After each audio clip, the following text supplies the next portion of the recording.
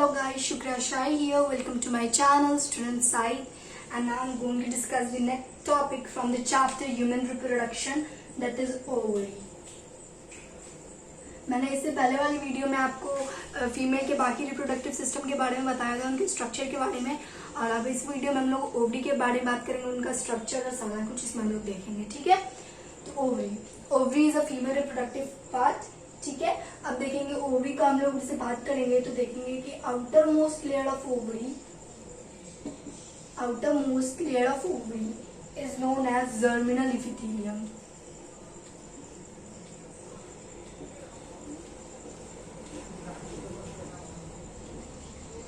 ठीक है, outermost layer of ovary जो होता है वो जर्मिनल इपिथेलियम का बना होता है, मेड अप ऑफ. ठीक है, स्पर्म में भी हम लोग जर्मिनल इपिथेलियम देखे थे, क्योंकि जर्म सेल से मैंने आपको बताया था कि हर जगह जर्म जो है वर्ड है वो डिटरमाइन करेगा सेक्स वाले पार्ट को. ठीक है, तो वो चीज हो गया. ये outermost layer is germinal epithelium and the second layer is tunica albuginea.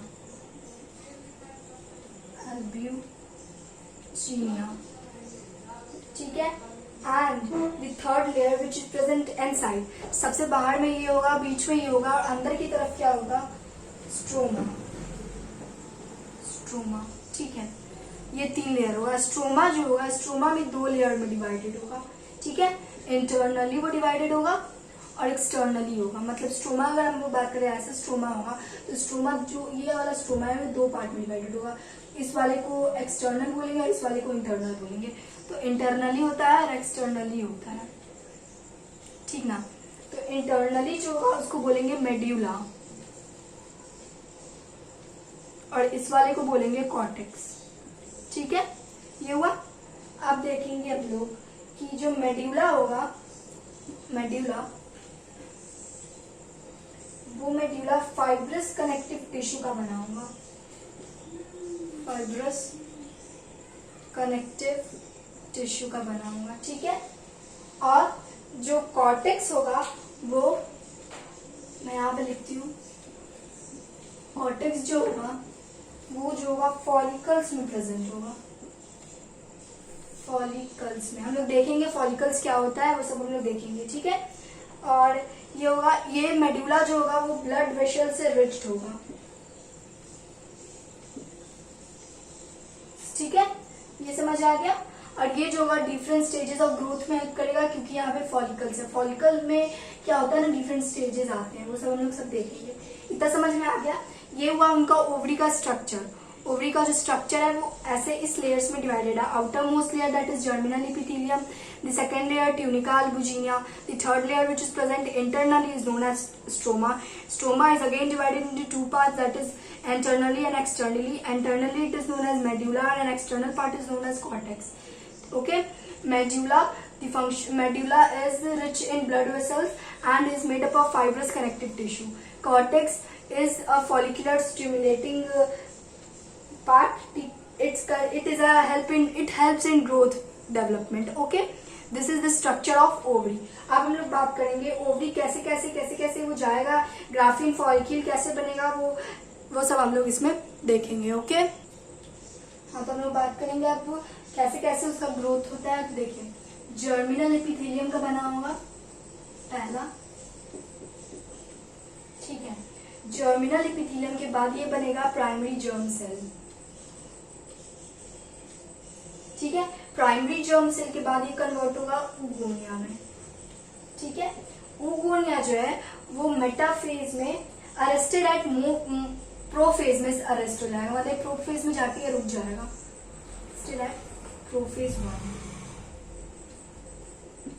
ठीक है, ये ऊगोनिया जब तक उसको सिग्नल नहीं मिलेगा कि आगे बढ़ना है, तब तक वो ऐसे प्रोफेज 1 में वो रुका रहेगा. उसके बाद सिग्नल मिलने के बाद वो ऊगोनिया जो है वो प्राइमरी oocyte में कन्वर्ट हो जाएगा. ठीक है, प्राइमरी oocyte क्या हो जाएगा, वो सराउंडेड बाय लेयर्स, वो लेयर से सराउंडेड हो जाएगा. ठीक है, फॉलिकुलर शीट के लेयर से, फॉलिकुलर शीट के लेयर से वो सराउंडेड होगा, जिसके पास ग्रेन्युलोसा शेल होगा.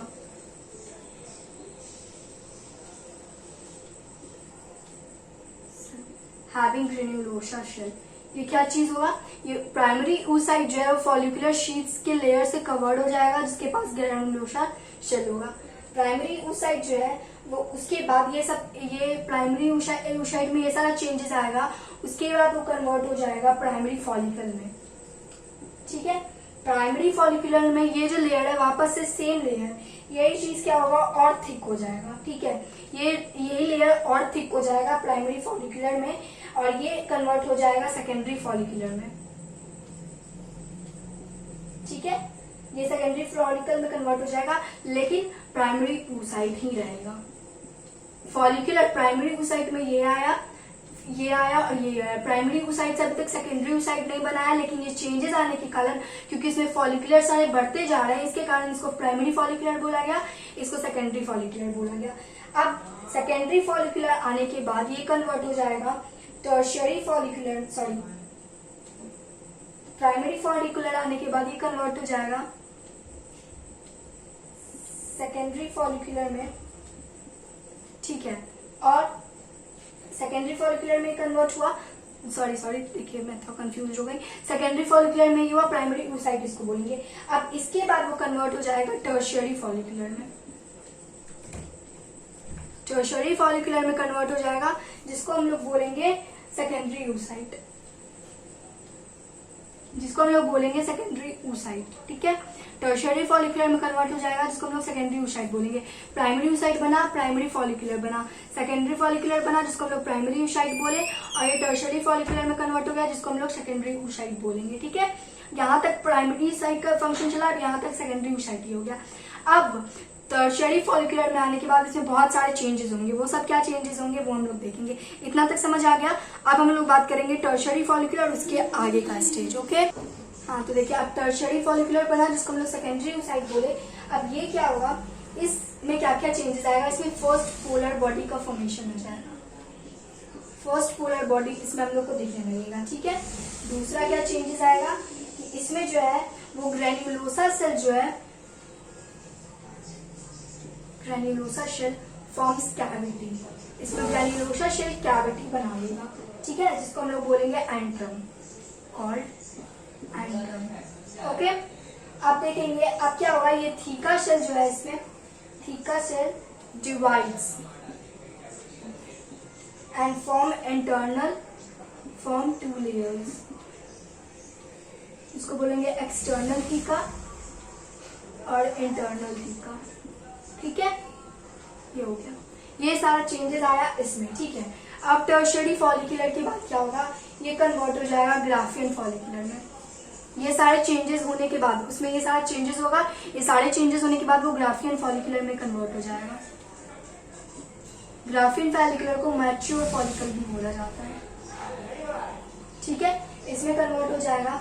अब इसमें कन्वर्ट होने के बाद हम लोग देखेंगे कि अब इसमें कन्वर्ट होने के बाद क्या क्या चेंज हो गया है। बिल्कुल मैच्योर हो गया है, तो फिर अब इसमें भी कुछ चेंजेस आए होंगे, तो अब हम लोग उसकी बात करेंगे डायग्राम के हेल्प से। इस स्टेज में आने के बाद ग्राफियन फॉलिकल जो मैच्योर फॉलिकल है वो कुछ ऐसा दिखेगा। देखिए,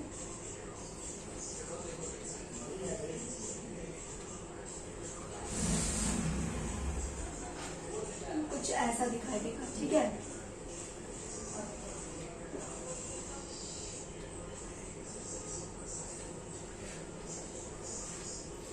कुछ ऐसा दिखाई देगा। ठीक है, तो देखिए अब क्या होगा, ये वाला जो पार्ट जो बेस से कनेक्टेड होगा, इस स्टेज में ये सारा चीज होगा जो हम अभी बताएंगे। ये वाला पार्ट जो बेस से कनेक्टेड होगा उसको बोलेंगे क्यूमुलस उफेरस। ठीक है, ये हो गया। ये जो लेयर जो यहाँ पे बन रहा है, ये वाला, इसको बोलेंगे जोना पैलिसीडा।